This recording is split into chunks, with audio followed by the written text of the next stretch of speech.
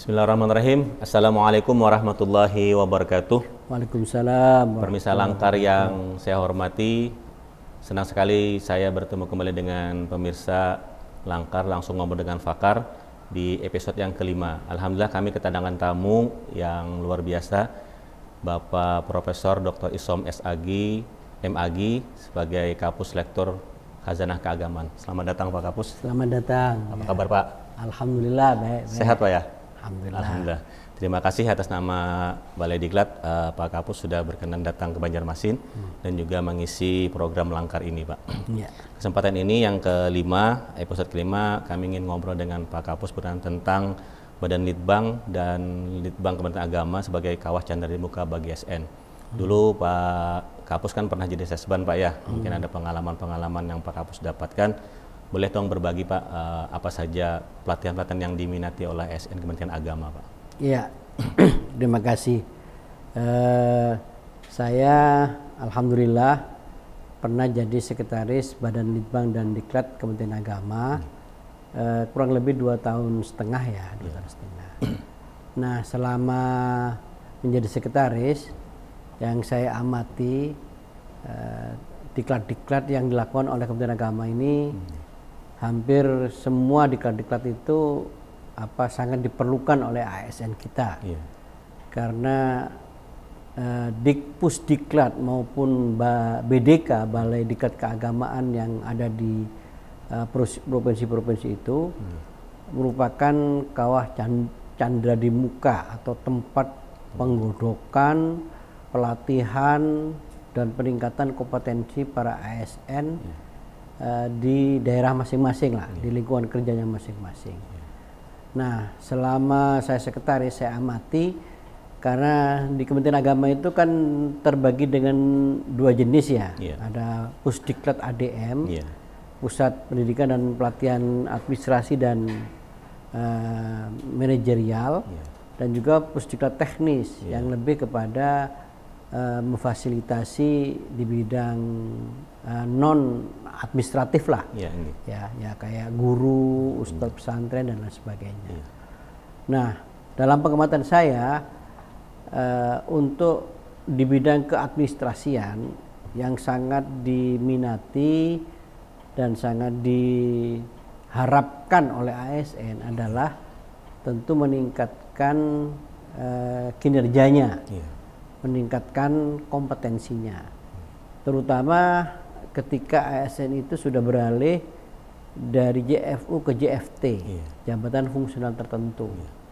Nah, jabatan fungsional tertentu itu sangat diperlukan sama ASN untuk ada diklat-diklat, seperti perencana, diklat bagaimana supaya mahir dalam merencanakan, diklat analis APBN, kan itu juga belum tersentuh dengan bagus gitu. Diklat legal drafting ya untuk yang sarjana hukum, untuk peraturan perundang-undangan gitu. Kemudian kalau yang sering itu kan diklat arsiparis, kehumasan Pak ya. Kehumasan itu sudah sering, dan mereka yang JFT di bidang ini sudah sering. Nah, yang JFT terbaru ini kan sangat memerlukan ya perencana, peraturan perundang-undangan, legal drafting, kemudian analis APBN, analis anggaran, itu perbendaharaan, itu tuh yang jabatan fungsional tertentu sangat diperlukan, dan lain sebagainya yang sekarang JFT banyak sekali JFT itu yang dimiliki oleh Kementerian Agama kan baru 3, penghulu, penyuluh, dan pentaskeh Al-Quran.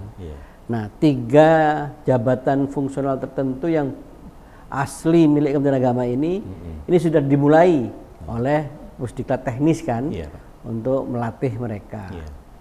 Nah, yang sedang diusulkan untuk JFT ini garapan teknis luas banget ini, Pusdiklat Teknis.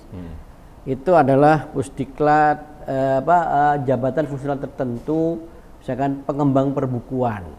Nanti yang ada di lektur ya di tempat Iya, Pak. saya. Nggih. Kemudian JFT tentang analis zakat, analis wakaf. Terus pengembang istilahnya halal itu. Oh, produk halal. Produk halal. Ya. Kemudian untuk kalau ke masjidan sudah sering ada. Sering, Pak. Nggih, sering. Dan itu akan luas dan akan banyak sekali. Iya. Nah, saya kira itu yang istilahnya yang sangat dibutuhkan oleh ASN, di mana ASN sudah menentukan pilihannya, ya, pilihannya menjadi JFT. Iya. Nah, dan JFT itu sangat memerlukan peningkatan kompetensi. Kalau amanah undang-undang kan 20 JP ya, Iya, setahun. dalam setahun gitu. Iya. Nah, itu harus di-create, harus diformat bagaimana caranya ASN, setiap ASN yang sudah jabatan fungsional tertentu itu bisa memahami dirinya. Nah, itu harus dibuat pirantinya, instrumennya. Jadi misalkan saya ASN di bidang keprotokolan, kira-kira kelemahan saya di apa? Nah, setelah tahu kelemahannya, dia akan melihat diklat apa yang dipasarkan. Nah, tentu dia akan menyasar ke situ. Misalnya lemah di bidang protokolan, lemah di bidang komunikasinya, lemah di bidang tata perhubungan ya. Kalau ke daerah kan harus menghubungi ini, menghubungi. Nah, itu perlu ada yang menjembatani. Nah, tentu yang menjembatani adalah Pusdiklat dan juga BDK di berbagai daerah. Saya kira itu yang mungkin harus ada stressing yang lebih lah ya.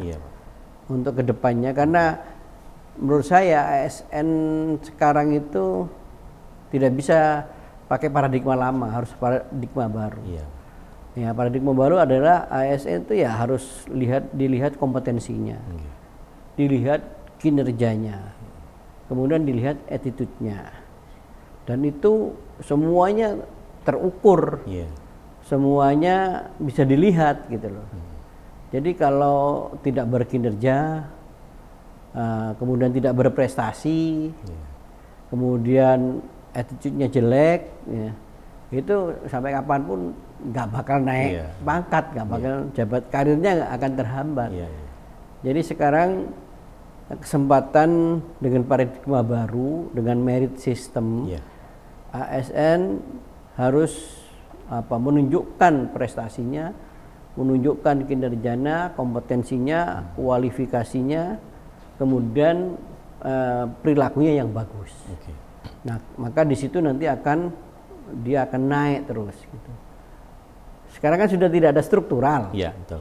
Nah, ini salah satu terobosan dari pemerintahan Pak Jokowi, ya, memangkas struktur yang kemudian lebih kepada fungsi. Nah, kalau fungsinya dimaksimalkan, orang itu akan naik berdasarkan fungsi, prestasi, dan kinerjanya pada jenjang berikutnya. Jadi memang harus itu yang berlaku. Saya kira itu untuk diklat-diklat yang harus dikembangkan itu. Di samping juga harus ada diklat yang yang mensupport kearifan lokal. Contohnya begini, Pak Yasir. Di saya itu di lektur ya, pusat lektur khazanah keagamaan dan manajemen organisasi. Itu kan mengupayakan penerjemahan Al-Quran ke dalam bahasa daerah. Dan alhamdulillah di sini sudah ada terjemahan Al-Quran ke dalam bahasa Banjar. Nah, harus ada juga diklat-diklat bagaimana mengajarkan terjemahan Al-Quran dalam bahasa Banjar untuk anak-anak madrasah, anak-anak pesantren, anak-anak sekolah. Bisa nggak kira-kira terjemahan Al-Quran berbahasa Banjar menjadi muatan lokal? Ya, muatan lokal di masing-masing sekolah, madrasah maupun pesantren. Berarti ini bisa nanti Pak ya bisa didiklatkan itu. Jadi mungkin ini salah satu terobosan juga Balai Diklat membuat mungkin pelatihan penerjemahan bahasa Banjar tadi nanti di sekolah, gitu ya Pak Kapus? Iya, itu perlu itu di training. Nah, training kan banyak lah. Ada master MOT, Master of Trainer. atau TOT, nah, dan seterusnya. Itu dikembangkan secara berjenjang, itu bagus banget itu. Tadi satu sudah dapat tadi Pak ya tentang pelatihan penerjemahan bahasa Banjar tadi. Kalau yang lain mungkin Pak Kapus punya saran nih untuk BDK Banjarmasin, kira-kira mau mengembangkan pelatihan yang jenis apa nih Pak kira-kira? Iya. Yang pertama yang tadi itu ya, berbahasa Banjar. Yang perlu dikembangkan lagi adalah kearifan lokal yang ada di sini. Ya, kearifan lokal yang ada di sini ini apa kira-kira? Ya, kalau ya itu kan Banjar itu terkenal agamis lah ya. Nah itu juga untuk seni budayanya itu perlu dikembangkan. Kan hadroh Banjar. Iya Pak. itu perlu dikembangkan. Termasuk apa istilahnya seremonial, kegiatan keagamaan untuk anak-anak madrasah sekolah itu perlu dikembangkan. Jadi gini maksud saya, kita itu tidak bisa memisahkan antara keindonesiaan, keislaman dan kearifan lokal. Nah, untuk di daerah Kalimantan Selatan ini khususnya Banjarmasin itu kan sudah menyatu keindonesiaan, keislaman dan kearifan lokal. Nah, kearifan lokal itu merupakan ekspresi ya dari pemahaman keindonesiaan dan keislaman sehingga memunculkan peradaban atau kebudayaan, seni budaya yang muncul di sini. Nah, termasuk ya hadroh Banjari atau tari saman juga punya tari kita. Saman itu dari Aceh, tapi Aceh. di sini ada juga Pak. Di sini ada juga. Ada juga, Pak. Ya kalau ada yang genuine, yang asli dari sini dikembangkan tarian, batik, lukisan, khot, atau ornamen-ornamen pinggiran Al-Quran. Itu saya pernah punya teman di sini tuh, almarhum Pak Dr. Ghazali ya. Beliau sudah pernah menghimpun ornamen Nusantara. Jadi pinggir-pinggirnya Al-Quran itu ornamennya kan beda-beda itu. Iya Pak. Nah tinggal untuk yang di Banjarmasin itu apa gitu, motif-motifnya gitu. Saya kira harus dikembangkan itu. Seni budaya, ya olahraganya juga. Kalau ada olahraga tradisional, ya tidak mutlak harus olahraga sama dengan yang di dunia internasional lah gitu. Kan sekarang banyak olahraga kayak gasing, ini kan tradisional. Nah itu dikembangkan. Karena sesungguhnya ya kita kan harus bisa membangun jiwa dan membangun raga. Nah raganya itu lewat seni budaya dan olahraga. Terus Pak Kapus ini kan sedang ada nih pelatihan mandatori dari Menteri Agama itu kan moderasi beragama dengan kurikulum merdeka gitu. Kalau untuk moderasi beragama itu gimana Pak Kapus? Gimana? Untuk moderasi beragama kira-kira sudah bisa dijalankan semua kalangan itu atau gimana Pak Kapus? Ya kalau moderasi beragama itu perlu dikembangkan ya. Kalau di sini kan masyarakatnya sangat plural ya. Ada yang dominan adalah Muslim ya. Ada Kristen, Hindu, Buddha. Ya, menurut saya perlu juga dilakukan pelatihan-pelatihan. Yang pelatihan-pelatihan itu lebih kepada pelatihan yang aplikatif langsung. Ya tentu ada teorinya dulu. Apa sih yang dimaksud dengan moderasi beragama? Indikatornya apa? Itu dikasih paham dulu. Kemudian langsung praktek.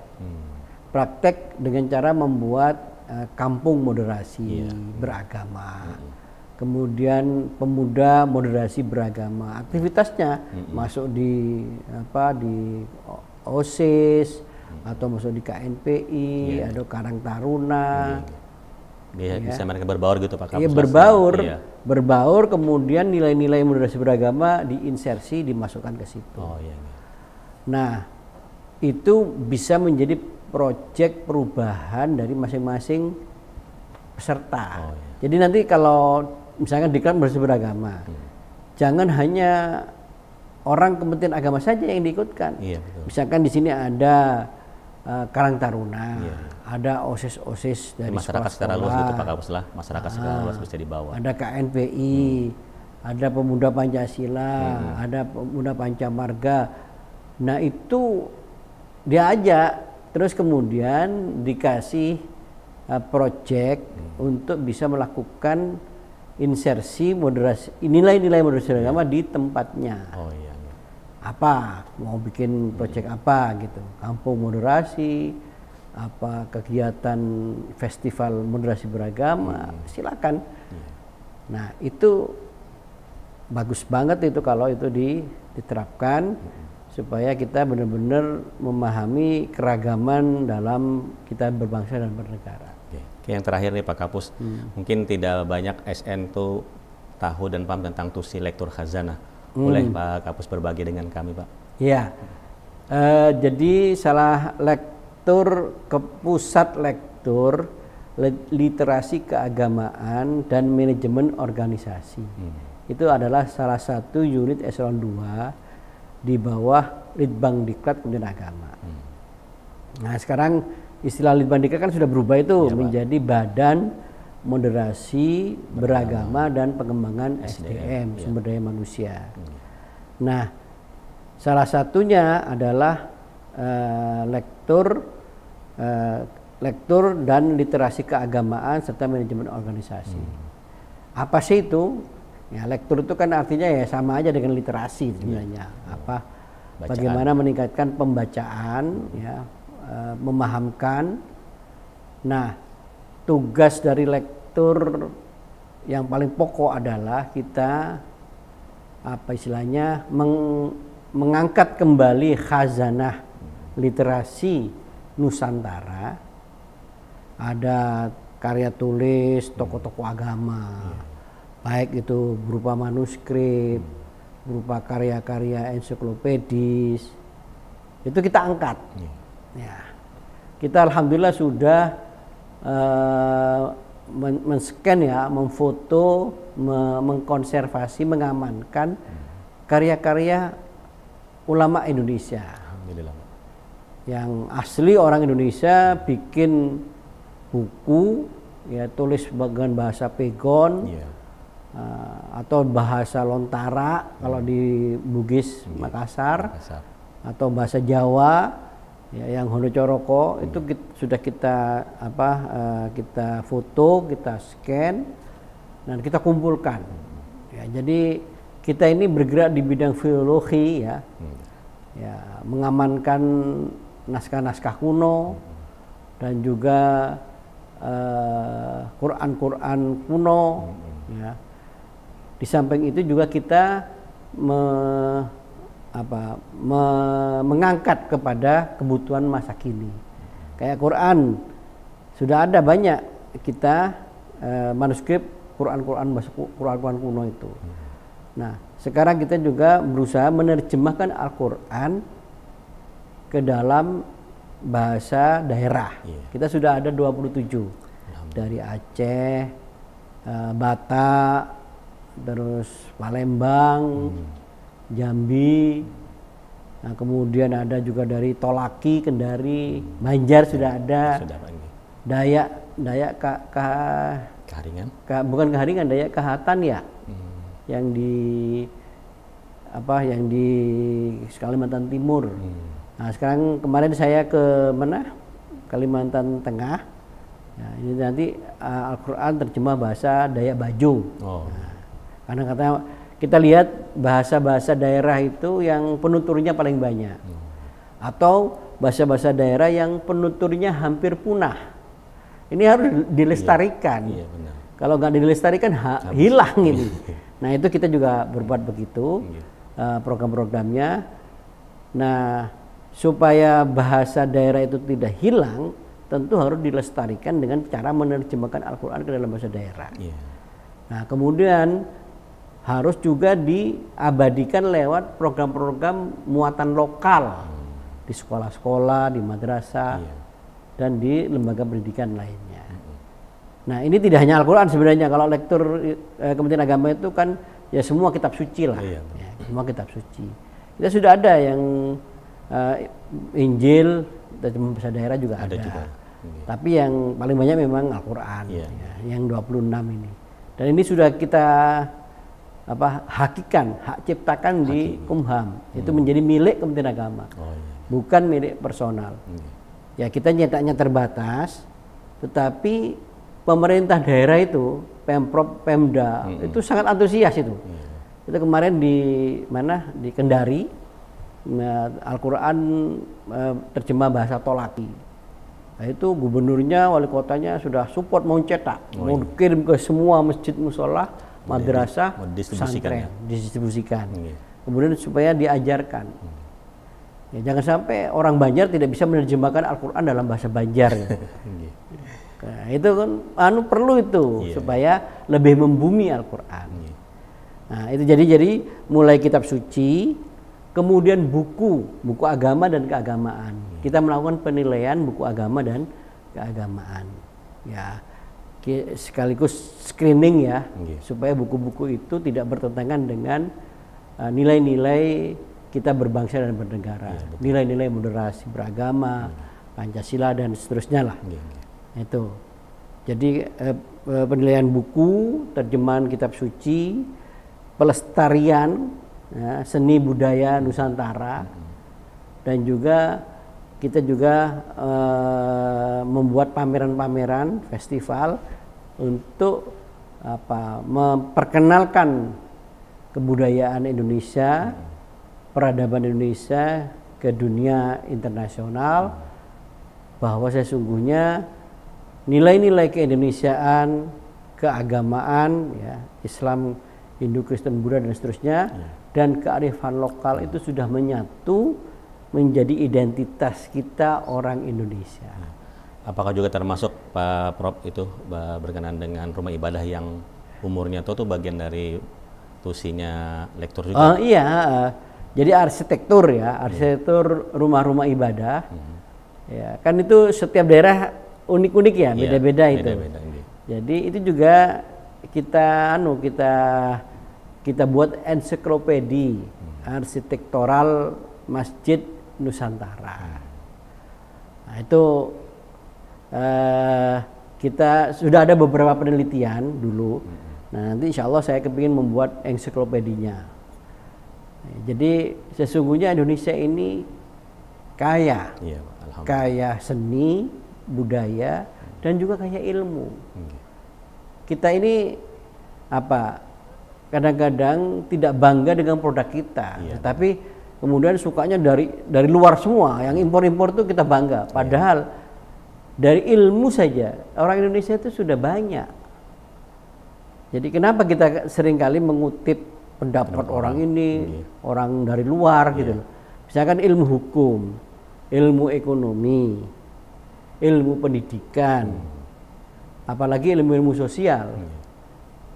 Ya, ilmu sosial itu kan harus lahir dari situasi dan kondisi masyarakat yang dimana masyarakat itu berkumpul. Kalau ilmu sosial teorinya diambil dari Eropa, dari Amerika, dari luar, kemudian ditarik ke Indonesia, ya nggak cocok. Nggak matching gitu.